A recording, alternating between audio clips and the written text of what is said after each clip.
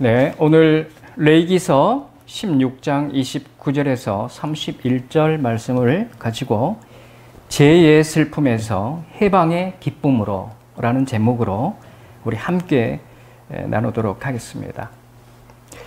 하나님이 인간을 창조하실 때는 하나님께서 자신의 호흡을 불어넣어 주셨습니다.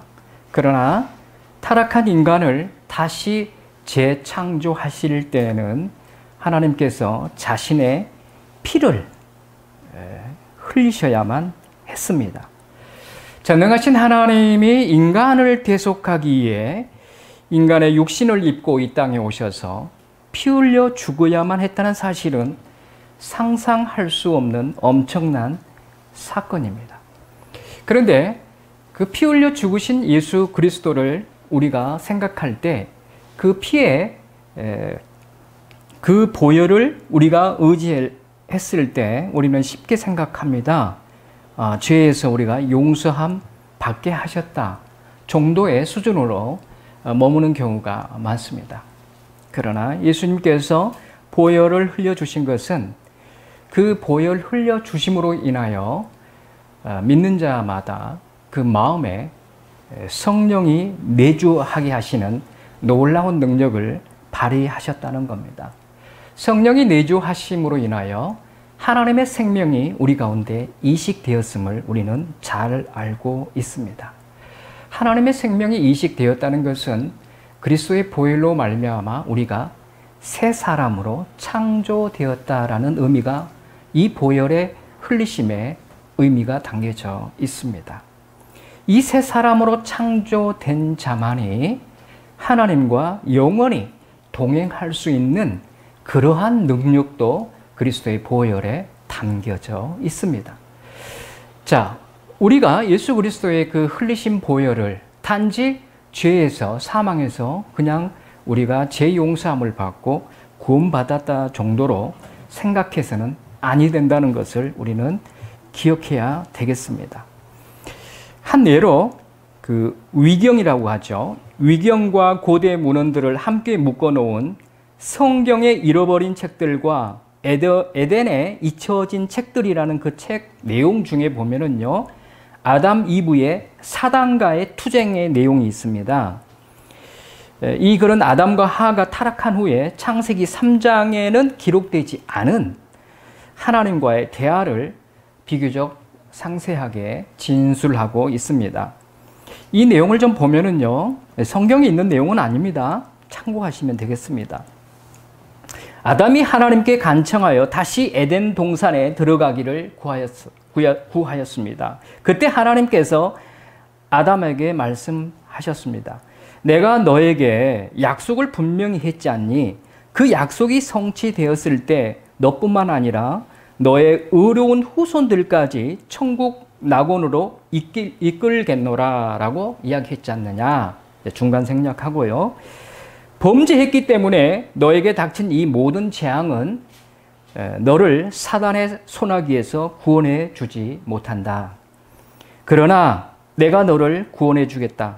내가 하늘에서 내려와 내 후손의 육체를 입게 되는 날 네가 겪고 있는 연약함을 내가 대신 짊어지고 이 동굴 속에서 내가 겪고 있는 어두움을 내가 대신 무덤 속에서 감당하겠노라. 그리고 연수를 셀 수 없는 나는 시간과 공간에 들어가 너를 구원하기 위해 인간의 아들 중 하나로 여겨지리라. 오 아담아, 내가 네 후손의 육신을 입게 되면은 나 자신의 피를 흘리리라. 그리고 죽을 것이다. 이 땅 위에 너와 내 후손을 위하여 한 제단을 쌓고 나의 피를 그 위에 바칠 것이다. 나의 피로 죄 용서함을 허락하고 그 죄가를 다 도말하겠노라. 이렇게 기록되어 있습니다. 자, 여러분, 아담이 범죄한 후에 하나님께서는 그냥 그 범죄한 상태에서 사망에 이르게 하신 것이 아니라 자신의 피값을 들여서라도 다시 살리시고자 하는 하나님의 구원의 의지가 이 내용 안에 들어가 있습니다. 그런데 우리가 지금 하나님을 믿고 살아가는데 우리의 무엇이 하나님을 가장 수고롭게 하며 가장 괴롭게 하고 있습니까? 우리가 예수 그리스도를 믿고 살아가고 있지만 우리의 삶 속에서 하나님이 가장 괴로워하는 내용이 있습니다. 이사야서 43장 24절에 보면은 너는 나를 위하여 돈으로 향품을 사지 아니하며 희생의 기름으로 나를 흡족하게 하지 아니하고 네 죄짐으로 나를 수고롭게 하며 네 죄악으로 나를 괴롭게 하였느니라. 아멘. 자, 보세요. 하나님을 가장 수고롭게 하고 괴롭게 하는 하나님의 백성들의 삶은 바로 죄입니다. 아까 아담에게 하나님께서 말씀하신 것처럼 그를 살리시기 위해서 몸짓고 피 흘려 죽으시기까지 그 영혼을 살려내시는 것을 보게 되는데요. 우리가 그 은혜를 입고 살아가면서 여전히 하나님을 괴롭게 하고 있는 것은 우리의 죄라는 것입니다. 그렇기 때문에 마땅히 우리는 우리의 죄를 심각하게 여겨야 됩니다. 스스로 괴롭게 하고 애통하며 근신해야 합니다. 오늘 본문의 내용이죠. 스스로 괴롭게 해라. 그리고 애통하고 근신해야 된다는 것을 말씀해주고 있습니다. 저는 이 말씀을 묵상하면서 지난날의 저의 허물과 죄를 생각해 보면서 너무도 부끄럽다. 너무 가슴 아프다. 내가 왜 그런 정말 하나님을 이렇게 수고롭게 하고 괴롭게 하는 죄를 지었을까 하고 참 많이 슬퍼했습니다. 모세는요, 이스라엘 백성들이 자기들을 위해 금신상을 만들어서 큰 범죄를 했을 때 출애굽기 32장 31절에서 자신을 희생 제물로 드리고자 하나님 앞에 나아가서 슬퍼했다라고 기록되어 있습니다. 자기가 대신 죽겠습니다. 이들의 죄를 위해서 내가 죽겠습니다라고 슬퍼했습니다. 미리암과 아론도 모세가 구스 여자를 취한 그 모습을 보고 비방한 죄로 자신들에게 나병이 걸리게 된 것을 보고 이 어리석은 일을 하여 죄를 지었습니다라고 슬퍼하는 모습을 보게 됩니다.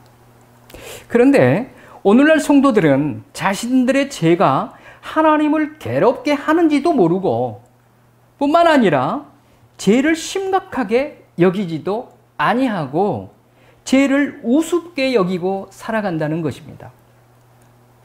만약 인간이 이처럼 죄 문제를 경홀하게 여기면은 히브리서 2장 3절에 결국 멸망당한다라고 기록되어 있습니다.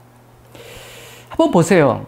우리 주변에 하나님을 믿는 백성들이 죄에 대해서 얼마나 심각하게 생각하는지 한번 되돌아보면은 주변에서 많이 발견할 수 있을 것입니다. 어떤 이는 그냥 죄를 지었는데도 이게 죄라는 어떤 의식조차도 없이 그냥 예수만 믿지 세상 사람들과 동일하게 똑같은 마인드를 가지고 살아가는 사람들을 볼 수가 있습니다. 반면에 어떤 사람은 내가 또 이거 죄 지었네. 이거 안 해야 되는데 왜 자꾸 일어나. 하나님 저 좀 용서해 주세요. 제가 이렇게 연약합니다. 저를 용서해 주시고 불쌍히 여겨주세요. 이 정도의 수준으로 끝나는 분들이 거의 다라고 보시면 됩니다. 그러나 이거는 진정한, 오늘 본문에서 보겠습니다만 이거는 진정한 회개가 아닙니다. 오늘 우리가 그 대속죄일 때 일어나는 이 애통함, 이 애통함이, 슬퍼함이 전혀 나타나지 아니한다면은 단순히 그냥 하나님의 사랑으로 나를 그냥 용서해 주실 거야. 내가 이렇게 용서해 주시옵소서라고 했기 때문에 이 정도 수준에서 머물기 때문에 결국은 다시 그 죄를 범하는 모습을 보게 됩니다.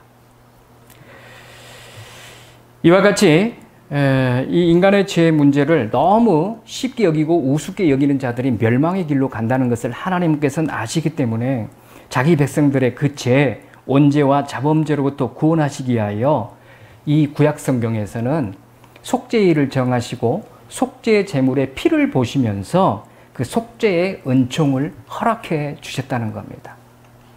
이게 오늘 본문의 말씀입니다. 그래서 이 성경에서 이 죄 문제를 해결할 수 있는 방법, 그 방법이 아주 집중적으로 기록되어 있는 것이 바로 구약에서는 레위기, 신약에서는 히브리서입니다. 그래서 레위기는 구약의 히브리서다. 히브리서는 신약의 레위기다라고 합니다. 따라서 이 구약 성경 레위기에서 짐승을 가지고 이렇게 번제를 드리고 희생 제물로 드리는 이 속죄 제사는 신약 성경 히브리서에 나오는 예수 그리스도께서 실제적으로 속죄 제물이 되시는 이 속죄 제사의 그림자일 뿐입니다. 그래서 구약 성경에서 말하고 있는 이 속죄 제사는 예수님께서 오심으로 이루어졌음을 볼 수가 있습니다. 자, 이와 같이 우리가 그 죄에 대해서 좀 알아봤는데요. 자, 본문에 들어가서 이 성경 레위기는 인간의 죄사함을 받고 죄사함만 받는 것이 아니라 거룩해질 수 있는 방법이 아주 잘 기록되어 있습니다. 여러분들이 잘 아실 겁니다. 레위기는 크게 두 부분으로 나눠진다는 거. 레위기 1장에서 17장까지 나눠지고요. 레위기 18장에서 27장까지 나누어집니다.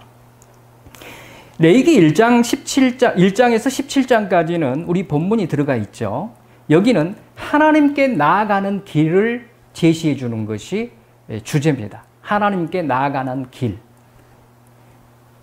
이 길은 오직 피를 통해서만 가능하다라고 이 본문에서 가르쳐주고 있습니다. 하나님께 나아가는 길을 제시해 주는 게 1장에서부터 17장인데 오직 피를 통해서만 가능하다. 이게 우리가 말하는 칭의가 되겠습니다. 그리고 레위기 18장에서 27장은 하나님과 동행하는 생활을 나타내고 있습니다. 하나님과 동행하는 삶.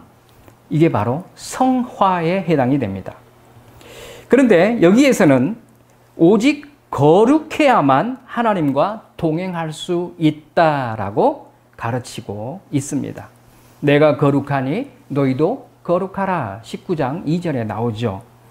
그래서 하나님과 동행하기 위해서는 우리가 피를 의지해서 하나님 앞에 나아가는 길을 얻어서 하나님을 만나고 칭의를 얻어서 살아가는 자들이 이제 하나님과 영원히 동행하며 살아가야 되는데 오직 그 방법은 거룩해야만 가능하다. 그래서 여기서 중요한 것은요. 거룩의 근거가 피에 있다는 사실입니다. 아까 피를 가지고 하나님 앞에 나아가서 그 피로 인하여 거룩의 단계까지 오는 것을 볼 수가 있죠. 그래서 죄와 피, 이 죄를 해결하기 위해서는 피가 필요하고 거룩하게 하기 위해서도 역시 피가 필요하다. 그래서 레위기 전체에 병행되는 단어라고 할 수 있습니다. 죄와 피, 피와 거룩. 피 없이는 거룩을 논할 수가 없습니다. 거룩이 언급되는 곳에는 반드시 그 근저에 피가 있어야 된다는 것을 가르쳐주고 있습니다. 제가 이 부분에 대해서 제 자신을 한번 많이 돌아봤습니다. 여러분, 우리가 회개할 때는 그리스도의 보혈을 의지하여 회개하는 경우가 많이 있죠. 물론 하나님 나 잘못했어요. 용서해 주십시오라고 하면서도 그 마음과 머릿속에 생각 속에는 그리스도의 보혈이 조금도 생각 안 나면서 그 기도하는 사람들이 많이 있습니다. 이런 기도 응답 안 됩니다. 그래서 죄를 용서해 주십시오라고 할 때도 그리스도께서 속죄 제물이 되셔서 내 죄를 사하여 주셨다는 이 생각 속에서 그 죄를 회개해야 됩니다. 이것까지는 저도 잘했어요.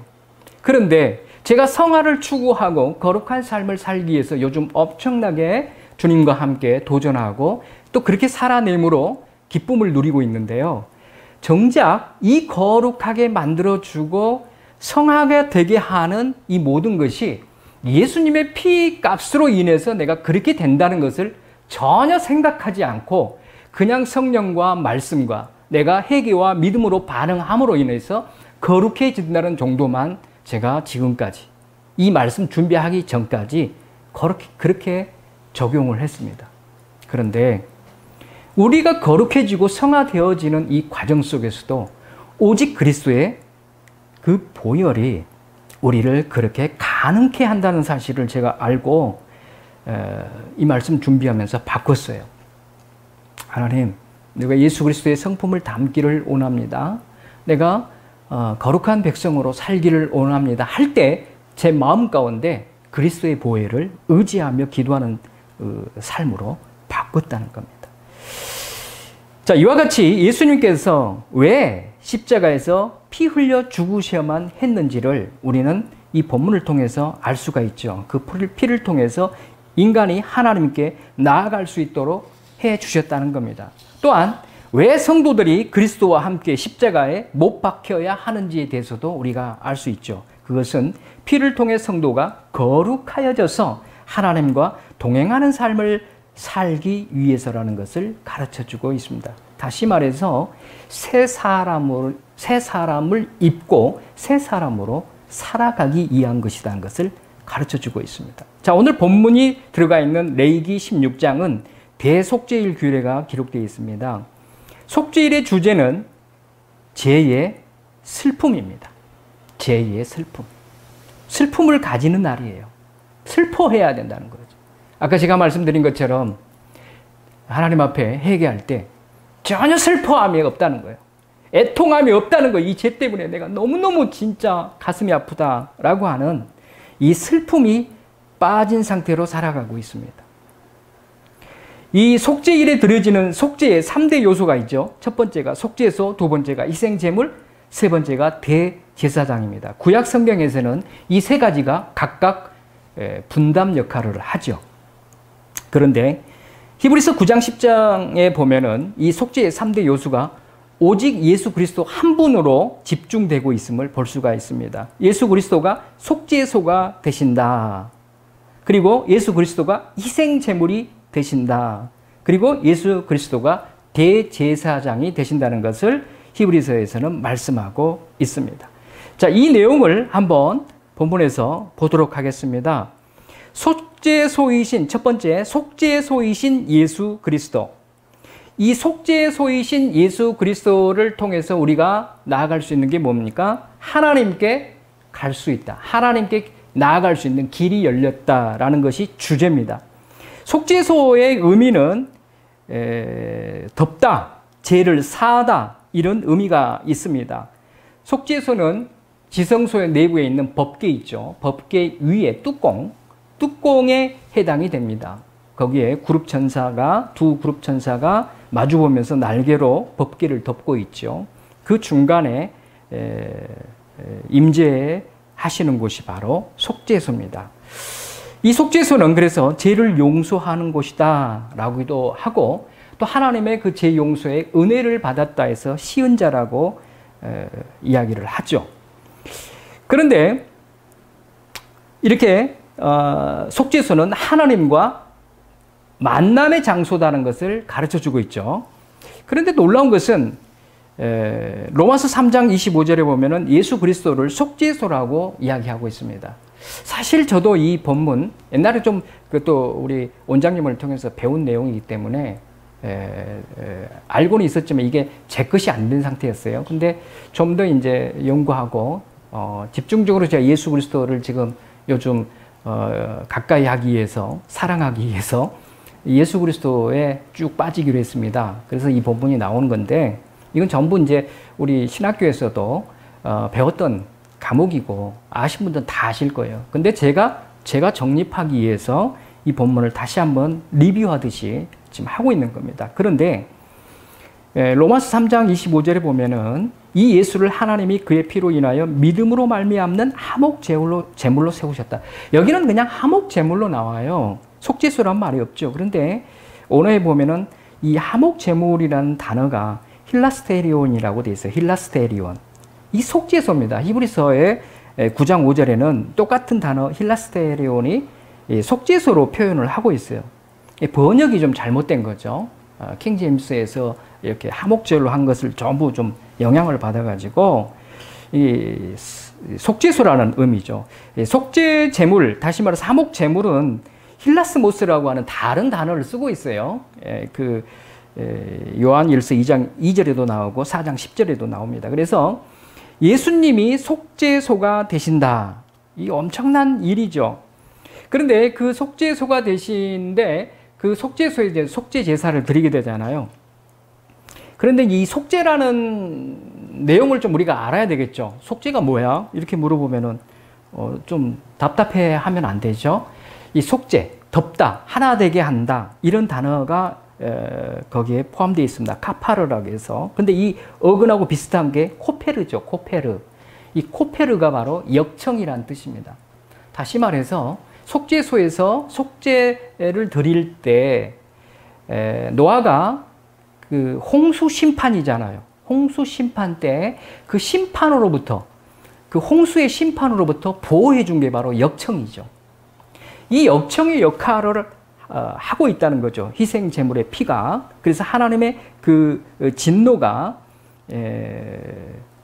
임하지 않도록, 그리고 그 법궤 안에 있는 그 뭐죠? 두 돌비가 있죠. 율법으로부터 정죄함을 받지 않도록 이 속죄소에서 속죄제를 지낼 때 그리스도의 그 피가 이와 같은 것을 우리로 하여금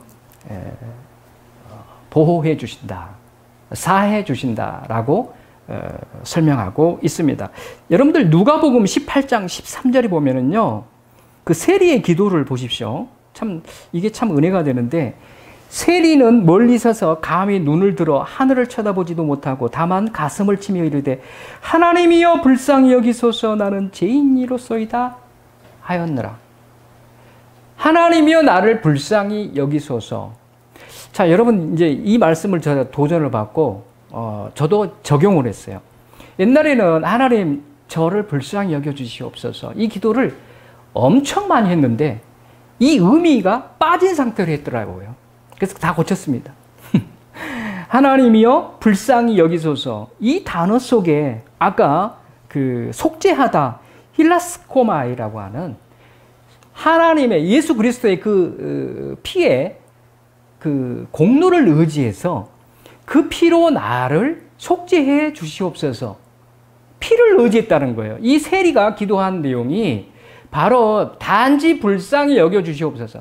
여러분들이 앞으로 하나님 저 불쌍히 좀 여겨주세요 이렇게 할 때 속죄의 그 피가 나를 속죄해 주셨다는 것을 믿고 하나님 이 시간 내가 이렇게 불쌍히 여겨주시옵소서 할 때 그 속죄의 피를 보시고 그리스도의 그 보혈을 보시고 저를 불쌍히 여겨주시옵소서 그 마음으로 기도해야 된다는 것을 이 세리 기도를 통해서 제가 도전을 받게 되었습니다.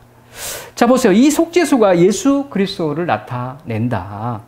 하나님의 그 진노, 그를 속죄소에서 예수님께서 막아주시고, 그러니까 제사장이 그 속죄소 위에다 피를 한번 뿌리잖아요. 그리고 법궤 앞쪽에, 성경에서는 오른편이라고 되어 있는데, 동편이라고 되어 있는데, 그것도 번역이 잘못된 거죠. 앞쪽에다가 7번 피를 뿌리는데, 그 뿌리는 이유가 그 속죄소에 한 번 뿌린 것은 하나님의 진노로부터 우리를 용서해달라는 의미가 되는 거고, 그 앞에다 뿌리는 것은 이제 율법의 정죄로부터 우리를 용서해 주시옵소서라는 의미입니다.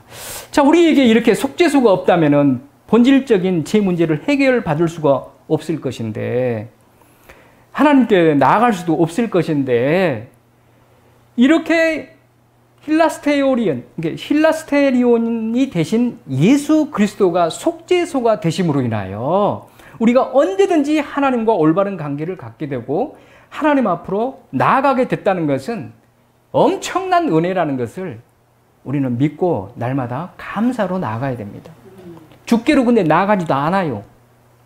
주께로 나아가지도 않고 부르지도 않고 그냥 신앙생활만 하는 왔다갔다 신앙이 너무 많다. 이 얼마나 대단한 일입니까? 그때 대제사장이 잘못 들어가가지고 자칫 잘못하면 죽어서 나오는데 허리끈에다 묶어갖고 시체를 끄집어 낼 정도니 1년에 한 번밖에 못 들어가고, 그런데 얼마나 은혜를 우리가 입었습니까? 하나님 앞에 언제나 나아가서 하나님과 사랑을 나눌 수 있고 하나님과 대화를 할 수 있다? 하나님과 동행할 수 있다? 만날 수 있다? 만남의 장소다? 이거는 진짜 대단한 하나님의 은혜라는 것을 우리는 알아야 됩니다. 자, 두 번째. 아까는 속죄소가 되신 예수 그리스도인데 이제는 속죄 제물이 되신 예수 그리스도. 아까는 하나님 앞에 나아가는 길을 열어주셨다고 하면은 속죄 제물이신 예수 그리스도는 우리의 모든 죄를 완전히 덮어주시고 그 모든 죄를 완전히 제거해 주시는 역할을 하는 게 예수 그리스도께서 희생 제물이 되신 것입니다. 다시 말해서 우리를 칭히 의롭다 인정해 주시고 성화, 거룩하게 만들어 주시는 것이 바로 예수 그리스도의 희생 제물 되신 예수 그리스도의 은혜라는 겁니다.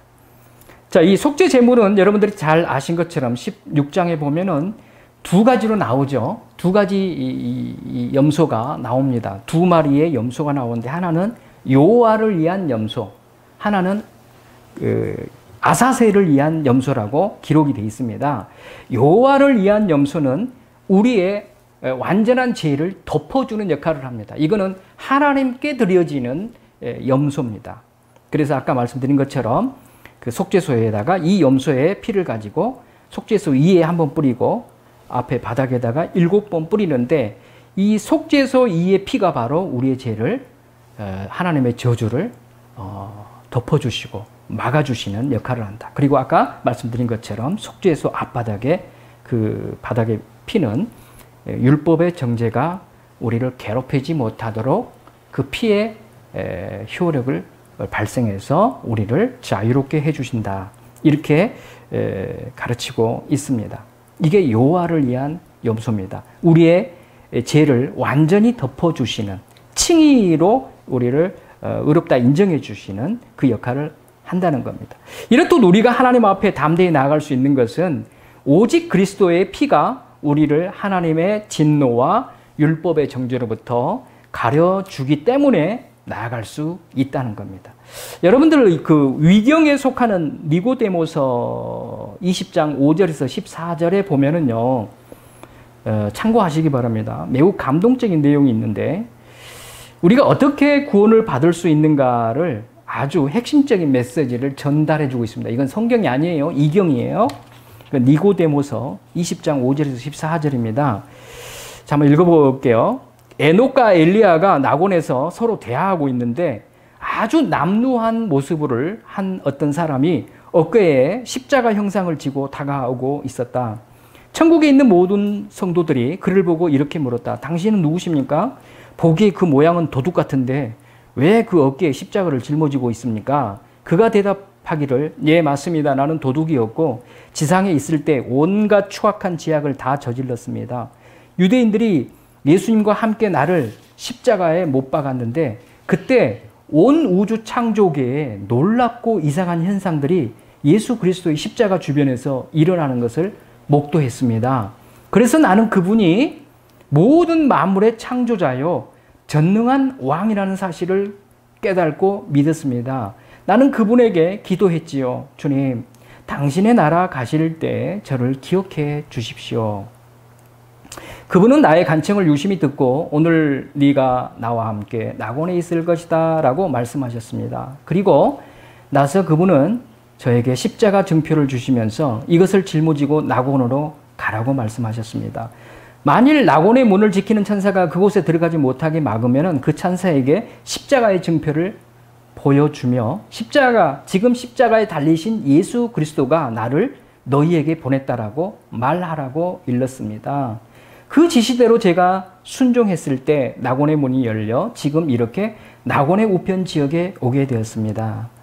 자초지정을 듣고 난 믿음의 선조들은 한 목소리로 하나님을 송축할진저 전능하신 하나님, 영존하시는 아버지, 성과 자비의 하나님, 반역하는 흉악한 죄인들에게 이러한 은총을 베푸시고 낙원으로 그들을 이끄셔서 거룩하고 풍성한 복을 받게 하신 주님을 찬양합니다. 할렐루야. 이런 내용입니다. 재밌지요? 그런데요, 제가 이 예문을 좀 보면서, 우리는 한편의 강도가, 아이고, 그냥 일어나 죽고, 이래도 죽고, 저래도 죽으니까 예수 믿자. 이 정도 그냥 간단하게 믿는 그런 모습이라고 생각할 수가 있어요. 한편 강도는 예수님을 아주 욕하고, 그런데 이 내용을 보면은요, 아까 나오죠. 이가 뭐라고 했냐면, 물론 믿을 만한 건 아닌데 참고하시면 됩니다. 나는 그분이 모든 만물의 창조주요 전능한 왕이라는 사실을 깨닫고. 자, 이거 좀 우리 적용해 볼 필요가 있어요. 이 한편의 강도가 그냥 신앙은 아니었다라는 생각이 듭니다. 낙원에 들어갈 수 있는 신앙 단 한 번 믿고, 그런데 그냥 대충 예수님 믿겠습니다가 아니라 예수님의 옆에서 예수님이 왕이시고 창조주라는 것을 깨달을 거예요. 자, 깨닫는 우리의 신앙이 돼야 됩니다. 예수님이 어떤 분이신가 깨달아야 된다는 거. 두 번째, 믿었다라고 했어요. 깨닫고 믿었습니다. 그랬죠. 깨닫고 믿었습니다. 두 번째 단계. 그리고 나는 그분에게 기도했지요 라고 했어요. 기도, 마음으로 믿어 입으로 시인했다는 거예요. 기도했다는 거예요. 그리고 십자가를 징표를 주니까 그걸 짊어지고 낙원에까지 갔어요. 이 말은 뭡니까? 천사에게 이걸 보여줘라. 예수님이 주셨지만은 우리한테 도전한다는 건 뭐예요? 우리가 하나님의 나라 가기까지 끝까지 짊어지고 의지하고 가야 될 것은 십자가라는 겁니다. 십자가. 그 십자가를 붙들고 살아갈 때 이 한편의 강도처럼 천국에 들어가서 영원히 이 선조들처럼 하나님을 찬양하게 된다는 것을 저는 이 예화를 보면서 상당히 도전을 받았습니다. 이 본문이 뭐 맞냐 틀리냐 이런 걸 따질 것이 아니라 정말 우리한테 도전을 주고 있죠. 예수 그리스도 피만이 우리들의 유일한 구원이 되신다는 것을 가르쳐주고 있습니다. 자, 이와 같이 하나님을 위한 염소를 봤습니다. 여호와를 위한 염소. 두 번째는 아사셀을 위한 염소라고 나오죠. 아사셀을 위한 염소. 이거는 죄의 완전한 제거입니다. 그러니까 하나님은 우리를 칭의, 다시 말해서 그냥 의롭다 인정하고 네 마음대로 살다가 오너라가 아니라 예수님이 이와 같이 또 희생을 했다는 거예요. 예수님이 두 개의 염소가 나온 것처럼 예수님은 우리를 구원하시기 위해서 의롭다 인정하기 위해서도 피를 흘리셨고, 우리가 하나님을 닮아서 거룩한 백성이 되게끔 하기 위해서도 아사셀의 염소가 되어서 피를 흘리셨다는 겁니다. 얼마나 이거 정말 대단한 하나님의 은혜 아닙니까? 그래서 이 아사셀이라는 단어의 의미가 완전히 제거한다, 속죄의 염소다, 떠나보내는 염소다, 이런 의미가 있어요. 자, 이 대제사장들이 염소 머리에다가 이렇게 안수를 하죠. 이 안수한다는 건 뭡니까? 우리 죄를 그 동물한테 전가시킨다라는 의미가 있습니다. 그래서 그 백성들의 죄를 고백하고 안수하면서 회개를 합니다. 유대 전승에 의하면 대제사장들은 강화에 이 염소를 보낼 때 이렇게 고백했다고 기록되어 있죠. 오 주여, 주의 백성 이스라엘 집이 잘못을 범하고 배반함으로 당신 앞에 죄를 지었나이다. 오 주여, 간절히 비오니 이제 주께서 당신의 종 모세를 통해 주신 율법에 기록된 바 속죄의 날에 너희가 내 앞에 지은 모든 죄를 깨끗이 사하리라 하신 그 말씀대로 이제 주의 백성이 당신께 지은 모든 허물과 죄악을 이 시간 용서하소서. 이렇게 기도하고 이 대제사장들이 이 백성들의 모든 불의, 모든 죄악들을 그 염소에다가 전가시켜서 무인지경으로 끌고 가서 죽게 하는 이러한 예식을 했다는 겁니다. 실제로 뭐 유대 경전인 탈무드 미시나에는 그렇게 나오지 않습니까? 염소를 절벽에 끌고 와서 밀어가지고 죽게 했다. 목이 부러져서. 이건 뭐예요? 죄의 제거라는 거죠. 죄의 제거, 완전히 제거시키는 이 모습을 볼 수가 있습니다. 자, 우리는 이 아사셀을 위한 염소에서 모든 인간의 원죄와 자범죄를 제거하기 위하여 십자가 위에서 성부 하나님께 처절하게 버림을 당하신 하나님의 어린 양 예수 그리스도의 모습을 발견할 수가 있습니다. 얼마나 정말 우리가 이렇게 거룩하게 살지 못하고 나 예수 믿는다고 하면서 세상 사람들보다 못하게 살아간다고 하면은 이 지금 예수님의 이 흘리신 보혈을, 그 피를 얼마나 헛되이 하고 있냐 이거죠. 너무 가슴 아팠어요. 제가 이 말씀 묵상하면서. 자, 세 번째, 대제사장이신 예수 그리스도. 이 대제사장이신 예수 그리스도는 이제 속죄 제사를 드려서 우리가 영적 희년의 참된 기쁨을 누리게 하는 역할을 하십니다. 히브리서 4장 14절에 보면 우리에게 큰 대제사장이 있으니 승천하신 자 곧 하나님 아들 예수시라 이렇게 돼 있죠. 큰 대제사장이라고 말씀하고 계십니다. 예수님께서는 하늘의 장막에 오르셔서 영단번 뭐라고 그래 이거를 한 번 그 번제를 드렸는데 영원히 그게 효력이 있다. 레위 지파를 레위 자손들 아론의 제사장들은 그 효과가 1년밖에 안 되잖아요. 자신도 죄 있기 때문에 자신의 죄를 속죄하기 위해서 또 죄를 해결해야 되고 대속죄일 때 한 번밖에 안 돼. 1년의 효과밖에 없는데 예수님께서는 참 하나님 되시고 참 인간이 되신 예수님께서 죄 없으신 분이 멜기세덱의 반찬을 따라서 대제사장이 됐기 때문에 이 헌제 사역, 다시 말해서 속죄 제사를 드리는 이 한 번의 제사가 영원히 효과가 있다는 겁니다. 그러면 여러분들 나는 예수 그리스도 처음 믿을 때 제가 30살 때 예수 그리스도를 믿었을 때 그 예수 그리스도의 그 희생을 그 제사를 한 번 믿었으니까 그때로 땡이냐 이거죠. 여전히 지금 우리는 언제든지 그리스도의 이 놀라우신 그 행하심을 그 효력을 가지고 나아갈 수 있어야 된다는 겁니다. 그런데 이 영단번으로 드린 이 효력을 알지 못하니까 전혀 예수 그리스도의 그 은혜를 기억하지도 못하고 보혈을 의지하지 못하고 살아가고 있다는 겁니다. 하나님께서는 이렇게 헌제 사역을 단 한 번에 끝낼 뿐만 아니라 완성했지만은 지금 천국 우편에서 중보 사역을 하고 계십니다. 대제사장으로서 큰 대제사장으로서 우리를 위해서 성도들이 구원을 모두 성취할 때까지 다시 오실 예수님이 천국에서 우리를 위해서 기도하고 계십니다. 얼마나 감사합니까? 이게 지금 대제사장의 사역입니다. 너무도 감격스럽죠. 이렇게 우리는 그리스도의 그 놀라우신 그 속죄 제사를 드려 주심으로 인하여 우리는 언제든지 하나님을 만날 수 있고 하나님 앞에 영광 돌릴 수 있다는 것을 볼 수가 있습니다. 마무리 짓습니다. 자, 예수님께서는 십자가라고 하는 속죄소, 본인이 속죄소지만 이제 그 성막 안에 있는 지성소 안에 있는 어떤 그 제단에서 이 하나님의 속죄 제사를 드린 게 아니라 십자가라고 하는 속죄소에서 친히 희생 제물이 되시고 친히 대제사장이 되셔서 우리 인간의 모든 죄를 해결하는 속죄 제사를 들으셨다는 겁니다. 할렐루야. 이 뭐예요, 그러면? 오직 십자가밖에 없다는 거예요. 예수 그리스도밖에 없고 예수 그리스도의 그 십자가에 흘리신 보혈이 우리를 이 세 가지의 역할을 다 하심으로 온전케 하셨다는 거예요. 얼마나, 그러니 우리가 십자가를 의지해야 될, 아까 그 한편의 강도처럼 십자가를 끝까지 순종하며 낙원에 이르기까지 짊어진 것처럼 우리가 천국에 들어가기까지 십자가를 짊어져야 할 이유가 여기 있다는 거예요.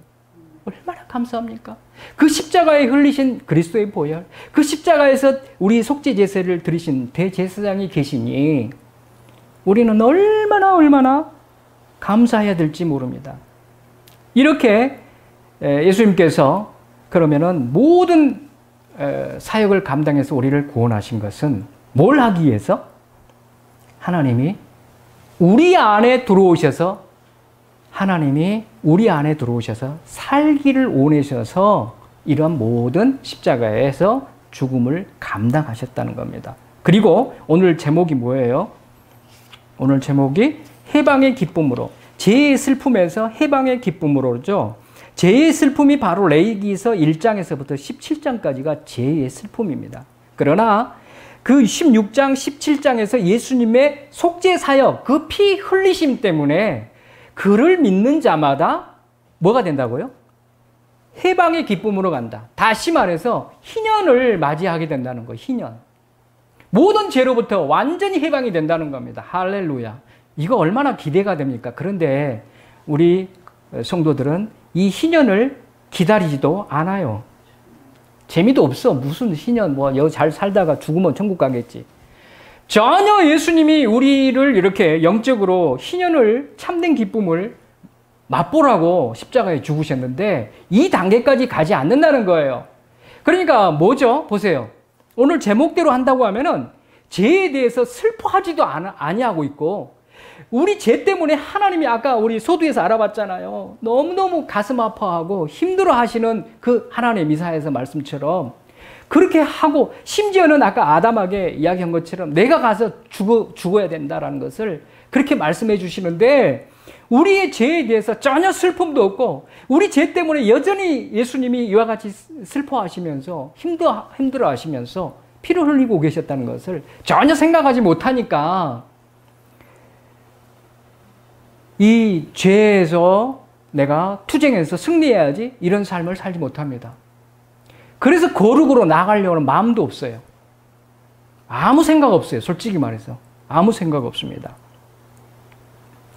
다시 말해서 희년을 맞이해서 살아가는 자의 기본 가정은 뭐냐? 죄에 대한 슬픔이, 애통함이 가슴을 치면서 정말 그 애통함이 있는 자, 그리고 그걸로 끝나는 게 아니라 예수님이 아까 아사살의 염소가 되신 것처럼 우리가 이 죄와 싸워서 그리스도를 닮아가겠다라고 하는 이 투쟁이 있는 자가 결국 해방의 기쁨으로 나아갈 수 있다. 이렇게 투쟁하며 살아가고 해방의 기쁨, 희년을 사모하면서 나아가는 자는 어떤 사람이다? 옛사람이 아니라 예수 그리스도가 십자가에서 피 흘려 죽으심으로 새 사람을 창조하신 그 새 사람을 입은 자라는 것을 가르쳐주고 있습니다.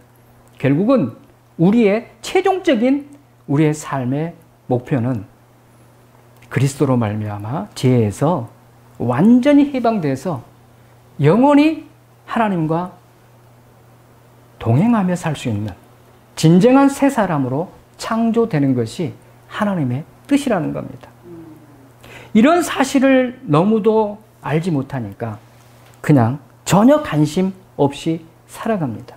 그리고 그런 사람들에게 마치 우리가 살아도 주를 위하여 살고 죽어도 주를 위하여 죽나니 그러나 그러므로 사나 죽으나 주의 것이다 이렇게 이야기하면 아이고 어떻게 산대요 이렇게 나오죠. 그러나요, 제가 좀 느낄 수 있는 건 뭐냐면은 예수님이 너무 좋기 때문에, 예수님의 그 사랑이 너무 깊고 또 하나님이 나를 이렇게 구원해 주셨다는 걸 알기 때문에 이 로마서 14장의 그 8절의 말씀처럼 제가 살겠더라고요.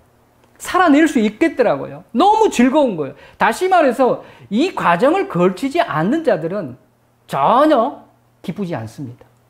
그리고 이렇게 살아고 뭐 뭔 소리요? 이렇게 합니다. 그러나 그 하나님의 놀라우신 은혜를 입은 자들은 이렇게 살지 말아게도 주를 위해서 살고 주를 위해서 죽습니다. 9절이 그렇게 나오죠. 14장, 로마서 14장 9절에 이를 위하여 그리스도께서 죽었다가 다시 살아나셨으니 곧 죽은 자와 산 자의 주가 되려 하심이라. 우리의 주인이 되신대요. 여러분, 오늘 그 희년이라고 하는 해방의 기쁨을 우리가 꿈꾸면서, 이거는 이미 누가복음 4장 18절 19절에서 예수님이 초림하심으로써 희년이 선포됐습니다. 우리는 희년 안으로 들어와 있어요. 지금 진행 단계죠. 그리고 이제 이것이 어디에서 이제 마무리가 됩니까?